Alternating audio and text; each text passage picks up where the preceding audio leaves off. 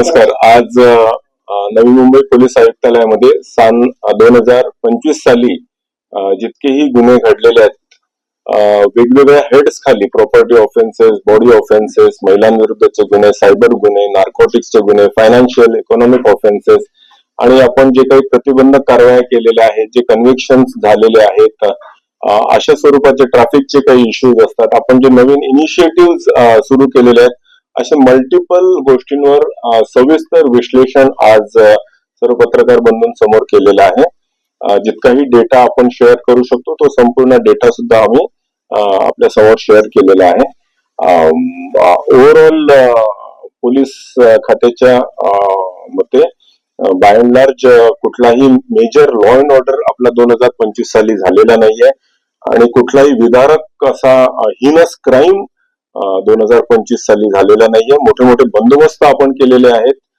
इलेक्शन्सची प्रक्रिया सुद्धा नुकतीच पार पडलेली आहे आणि जे लोकोपयोगी कार्यक्रम आहेत, उपक्रम आहेत आणि पोलिसांची एफिशियन्सी वाढवण्यासाठी जे इनिशिएटिव्ह इंटरनल इनिशिएटिव्ह लागत असतात ते सर्व इनिशिएटिव्ह घेऊन आपण बेस्ट पब्लिक सर्व्हिस किंवा लोकांना पोलीस सर्व्हिस देण्याचा आपण प्रयत्न. या 3 वर्षांपासून आपण बघतोय की आपण जवळजवळ 1500-1600 आफ्रिकन नॅशनल्सवर मोठ्या प्रमाणात ड्रग्ज नार्कोटिक्सची कारवाई केलेली आहे.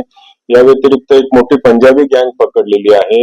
हायड्रोपोनिक गांजामध्ये जी इंटरनॅशनल गँग या ठिकाणी ऑपरेट होत होती नवीन चिंचकरची, ती सुद्धा आपण या ठिकाणी पकडलेली आहे आणि ऍब्सोल्युटली झिरो टॉलरन्स च्या अंडर आपण ह्या सर्व गोष्टी नार्कोटिक्स संदर्भामध्ये आपण केलेल्या आहेत.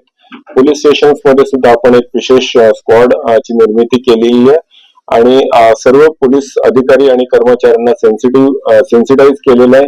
लोकांना सुद्धा सजग करण्याचा प्रयत्न करतोय आपण. त्यांना हेल्पलाईन सुद्धा उपलब्ध करून दिलेली आहे जेणेकरून कुठल्याही स्वरूपाची नार्कोटिक्स संदर्भातली माहिती, मदत त्यांना हवी असेल तर ते आम्हाला संपर्क साधू शकतात. इन्सिडेंटली गेल्या 3 वर्षांमध्ये जर आपण विश्लेषण केलं तर आपल्याकडे लहान मुलं आणि मुली आणि वयस्क पुरुष आणि स्त्रिया ह्या मिसिंग होतात. किडनॅपिंगच्या केसेस कायद्याप्रमाणे दाखल होतात.